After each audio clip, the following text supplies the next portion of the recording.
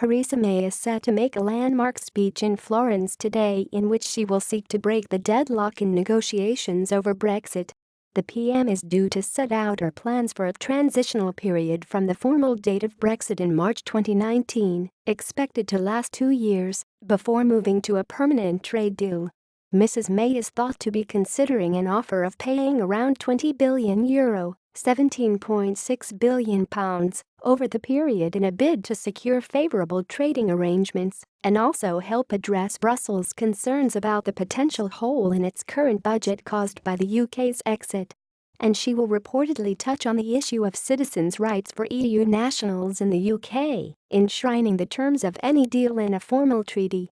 Her landmark speech comes as an opinion poll suggested a majority of Britons now back staying in the European Union, with 52% in favour of remaining part of the bloc. In the Italian city of Florence, Mrs. May will say European leaders have a profound sense of responsibility to agree good terms. Her direct pitch to the continent's leaders will be seen as a further attempt to try to bypass the formal talks led by Brussels' Brexit chief negotiator Michel Barnier, which have badly stalled due to the lack of progress on the financial settlement, citizens' rights and the Northern Ireland border. Mrs. May will emphasize the historic nature of the negotiations as she calls for an imaginative and creative approach to securing a deal, in what may be seen as a fresh British complaint about the European Commission's perceived rigid approach to talks.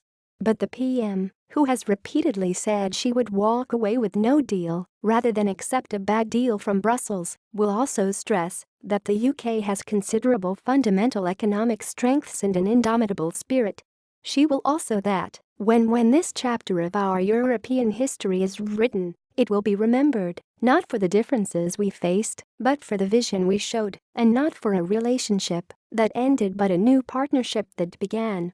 She will acknowledge that Brexit is inevitably a difficult process, but it is in all of our interests for our negotiations to succeed. I believe we share a profound sense of responsibility to make this change work smoothly and sensibly, not just for people today, but for the next generation who will inherit the world we leave them, she will say. The eyes of the world are on us, but if we can be imaginative and creative about the way we establish this new relationship, I believe we can be optimistic about the future we can build for the United Kingdom and for the European Union.